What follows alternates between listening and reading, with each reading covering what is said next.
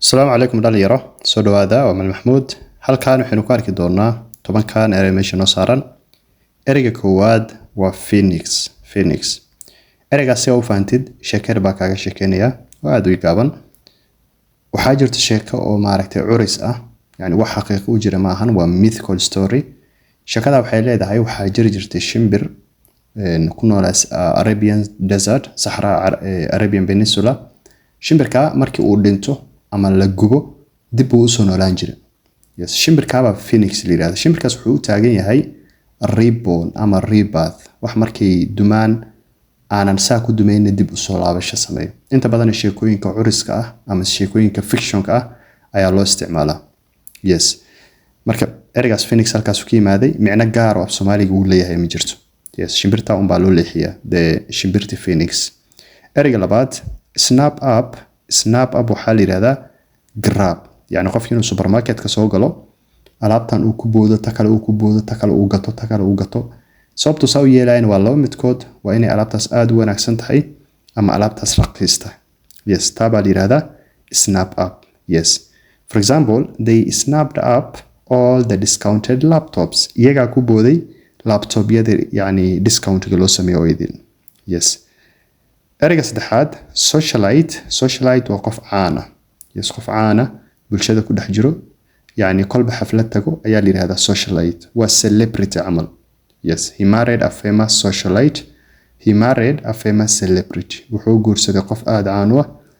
yani famous socialite yes marka socialite waa celebrity ereyga afraad sticking point waxaa la yiraahdaa argument ama point qofka aad jaqs ku noqotaan deena caqabad ugu noqdo in yani sala qof baa gorgortan ku jirteen point baa wuxuu ku noqday sticking point yani pointigaas waa isu dhaafi weyseen obstacle baa idin ku noqdo marka sticking point taas baa laga wadaa yes for example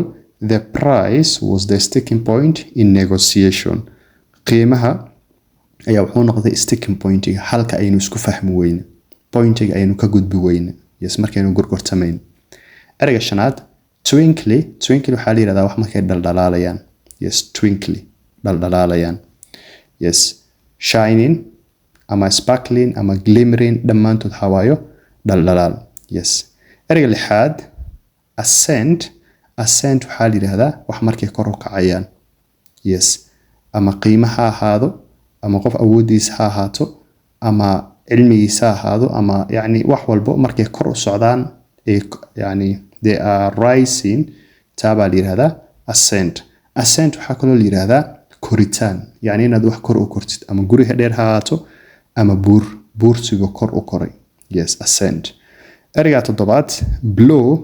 blow waxaa la yiraahdaa dabayl xoog u socoto markay kugu dhufato tabaa la yiraahdaa blow waxaa kaloo la yiraahdaa qofka inaad yani jug iyo nabar inaad wax ku dhufatid yes taan iyadana waxaa la yiraahdaa blow yani to hit someone qof inaad wax ku dhufatid yes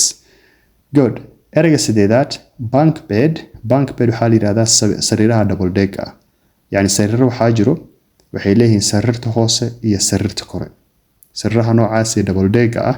ayaa la yiraahdaa bunk bed ereyga sagaalaad whim waxaa la yiraahdaa fikrad si degdeg ah kugu soo dhacdo yes adigoo iska fadhida hal mar fikrad kugu soo dhacdo taa baa la yiraahdaa whim for example buying that car ina gaariga gato was just a whim yani fikradda isaga kay soo dhacday bay ahayd maanan filayn ereyga tobanaad wicked waxaa la yiraahdaa qof shar badan dadka dhibaateeyo aad u xun yes somebody who is evil somebody who is morally wrong qof shar badan baa la yiraahdaa wicked